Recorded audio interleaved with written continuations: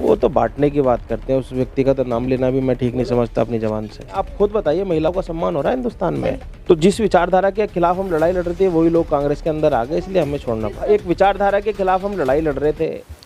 नमस्कार, स्वागत है आपका एसएस न्यूज में और मैं हूं आपके साथ सना चौधरी।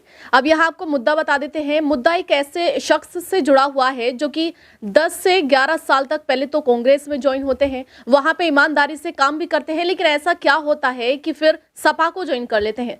अब शख्स से भी हम आपको जो है रूबरू करा देते हैं। सबसे पहले जुबैर जी, आपका स्वागत है एसएस न्यूज में। शुक्रिया, बहुत बहुत। तो जुबैर जी, हमें ये बताइए, जिस तरह से आपके बारे में हमने सुना है कि 10 से 11 साल आपने जो है कांग्रेस में काम किया और फिर जो है आपने सपा ज्वाइन कर ली, तो कांग्रेस में जो है आपने इतना ईमानदारी से अगर काम किया है, तो सपा में आने का सबसे बड़ा जो रीज़न है वो क्या है? सबसे बड़ा रीज़न यही था कि बीजेपी और आरएसएस के खिलाफ जो हमारी लड़ाई है उसको अगर सबसे मजबूती से आज की डेट में अगर कोई लड़ रहा है उत्तर प्रदेश के अंदर तो आदरणीय अखिलेश यादव जी, समाजवादी पार्टी लड़ रही है।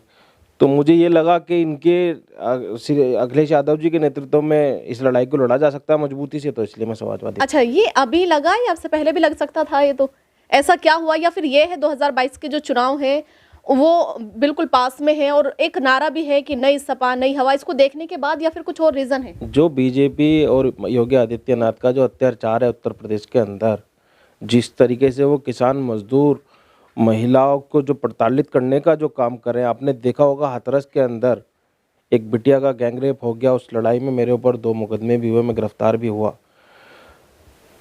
और फिर उसका गैंगरेप होने के बाद में किस तरीके से बीजेपी और योगी आदित्यनाथ के लोग आरोपियों को बचा रहे थे। जिन उस बच्ची को जो एक अंतिम अंत्येष्टि जो होती है, जो सम्मान के साथ होनी चाहिए थी, वो भी नहीं हुई, पेट्रोल डाल के उसको जला दिया। तो इन सब चीज़ों के खिलाफ अगर कोई लड़ाई लड़ने का काम मजबूती से सड़क से लेके और संसद तक अगर कोई कर रहा है तो आदरणीय अखिलेश यादव जी कर रहे हैं।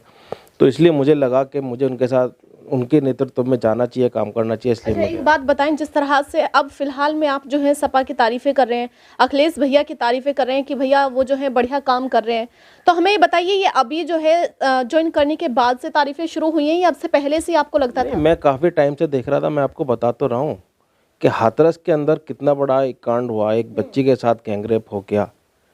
उसकी आवाज़ को समाजवादी जो हमारे नेता हैं आदरणीय अखिलेश यादव जी, उस ज़्यादा से ज़्यादा उन्होंने, हम भी उसके का विरोध कर रहे थे, उस बच्ची की आवाज़ को उठा रहे थे। प्रियंका गांधी के साथ हम लोग गए थे हाथरस, हम पे मुकदमे भी हुए, लाठीचार्ज भी हुए। मेरे ऊपर हाथरस कांड में 3 मुकदमे हुए हैं। तो जो सबसे मजबूती से जो लड़ाई जो लड़ रहे हैं किसानों की, किसान आंदोलन चल रहा है दिल्ली के अंदर, 11 महीने से ज़्यादा हो गए, मजदूरों की, नौजवानों की, बेरोजगारों की, और एक नया नारा अखिलेश भैया ने दिया है कि नई हवा है, नई सपा है। तो मुझे लगता है कि युवाओं का जो सबसे ज़्यादा मजबूत नेतृत्व अगर कर सकते हैं तो आदरणीय अखिलेश यादव जी कर सकते हैं। तो हमें ये बताइए जुबैर जी, जिस तरह से आप राजनीति के अंदर हैं, 10-11 साल आपने जो है कांग्रेस में काम किया है, अब सपा में आ गए हैं, तो आपका कोई एक टारगेट होगा कि मुझे जो है इस तरह से राजनीति करनी है, तो वो जो टारगेट है वो बताइए, क्योंकि आपने जो है 10-11 साल कांग्रेस में बिता दिए हैं अपने। अभी मैं समाजवादी पार्टी में कल शामिल हुआ हूँ। मैं एक कार्यकर्ता की हैसियत से वहाँ पे काम करूँगा।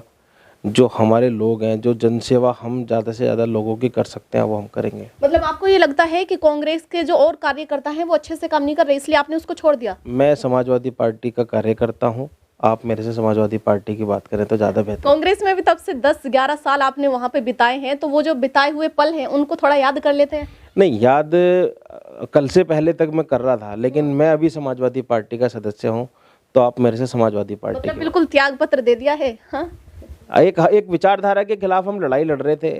गोडसे की विचारधारा, बीजेपी आरएसएस के खिलाफ जो हम लड़ाई लड़ रहे थे, उसी विचारधारा के लोग, मैं आपको शॉर्ट में बता देता हूँ, उसी विचारधारा के कुछ लोग जो कांग्रेस पार्टी के मुख्य पदों पर बैठे हुए हैं, तो जिस विचारधारा के खिलाफ हम लड़ाई लड़ रहे थे वही लोग कांग्रेस के अंदर आ गए, इसलिए हमें छोड़ना पड़ा। इस विचारधारा के ऊपर आप लड़ाई लड़ रहे थे, वो थोड़ा एक्सप्लेन करते हैं। बीजेपी और आरएसएस के खिलाफ। उनके खिलाफ क्यों? आपको क्या लगता है वो गलत काम कर रही है क्या देश के अंदर? नहीं, आपको नहीं लगता क्या गलत काम कर रहे हैं? बताओ। महिलाओं, आप महिला हैं, आप खुद बताइए, महिलाओं का सम्मान हो रहा है हिंदुस्तान में? महिलाओं के लिए तो आए दिन वो जो है वो चला रहे हैं अभियान की, आज जो है महिला सशक्तिकरण, कभी कुछ, मतलब महिलाओं की सुरक्षा के लिए आए दिन अभियान चला रहे हैं। नहीं, मैं हाथरस की बिटिया को मिल गया क्या इंसाफ? आप बताइए।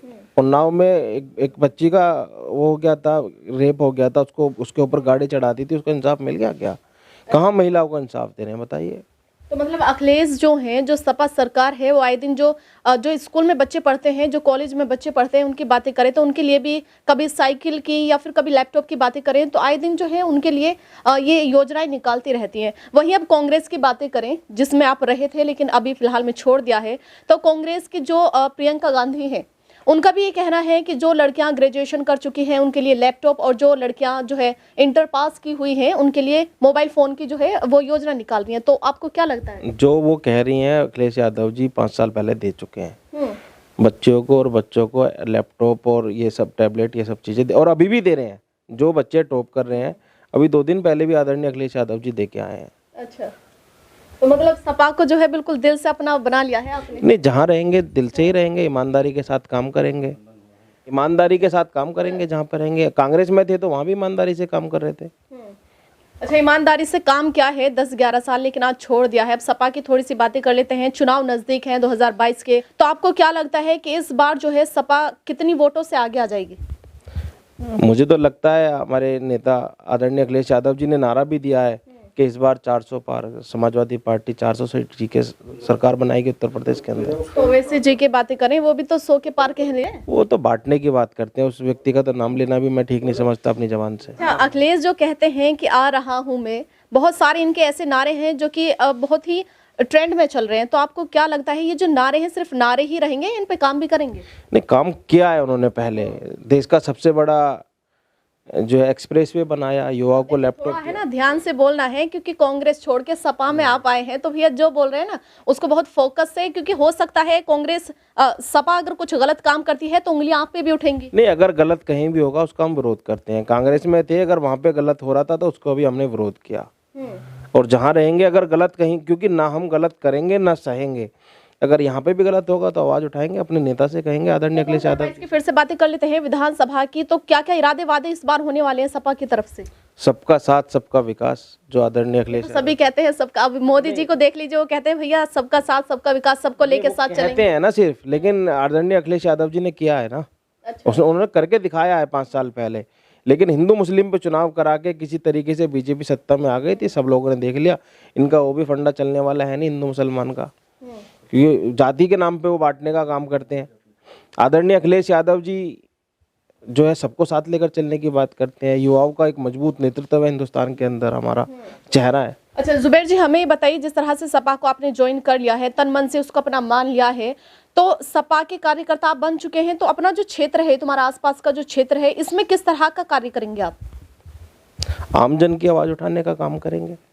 अच्छा, मतलब कहना ही है या सच में करना भी है? नहीं, कर ही रहे हैं। अब से 11 साल से हम काम कर ही रहे थे। हमारे गांव में, अपने गांव की ही बात कर लूं, 100 करोड़ की जमीन को कब्जा रहे थे बीजेपी के विधायक और सारे भूमाफिया मिलके। हमारे ऊपर उसमें 307 का मुकदमा हुआ, हमने उसकी लड़ाई लड़ी, आज हम जीत गए उस जमीन को। उसमें बढ़िया एक डिग्री कॉलेज बनाएंगे लड़कियों के लिए। अच्छा, मतलब अच्छा काम करने का इरादा है क्षेत्र में? इरादा है नहीं, करके दिखाया है। आपने देखा भी होगा कोविड के टाइम में हमने किस तरीके से सड़क पे निकल के मदद की थी। मैं खुद 2 बार कोरोना पॉजिटिव हुआ, ऊपर वाले ने बचा दिया आपकी दुआ से। अगर कहीं भी जरूरत पड़ेगी तो हम लोग सड़क पे निकल के काम करते हैं आमजन की। अच्छा, जैसे आप देख रहे हैं कि मेरे साथ यहाँ पर जुबैर अली टाटा मौजूद थे। उन्होंने बहुत सारी बातें हमें बताई हैं, क्योंकि अब से पहले 10-11 साल उन्होंने जो है कांग्रेस में काम किया है, लेकिन अब जो है सपा ज्वाइन कर ली है। अब सपा में आने के बाद जो है इन्होंने बहुत सारे इरादे और वादे जो सपा कर रही है वो भी हमें बताए हैं। तो इनका जो अब हमने आसपास के क्षेत्र में किस तरह से काम करने वाले हैं उस पर थोड़ी सी बातें की हैं। तो इनका कहना है कि अब से पहले भी काम किया था और अब सपा ज्वाइन कर ली है, यानी कि जो मेरी विचारधारा है वो नहीं बदली मेरी। जिस तरह से ईमानदारी से पहले काम किया था उसी तरह से अब भी काम करने वाला हूं। और ऐसे ही शख्स जो है, इन्होंने, ये थोड़े अलग शख्स हैं क्योंकि एकदम से इन्होंने जो है कांग्रेस को छोड़ के सपा को ज्वाइन कर लिया है। तो ऐसे ही स्पेशल खबरें हमारे साथ देखने के लिए एसएस न्यूज चैनल को देखते रहिए। मैं सना चौधरी, कैमरामैन रिहान के साथ।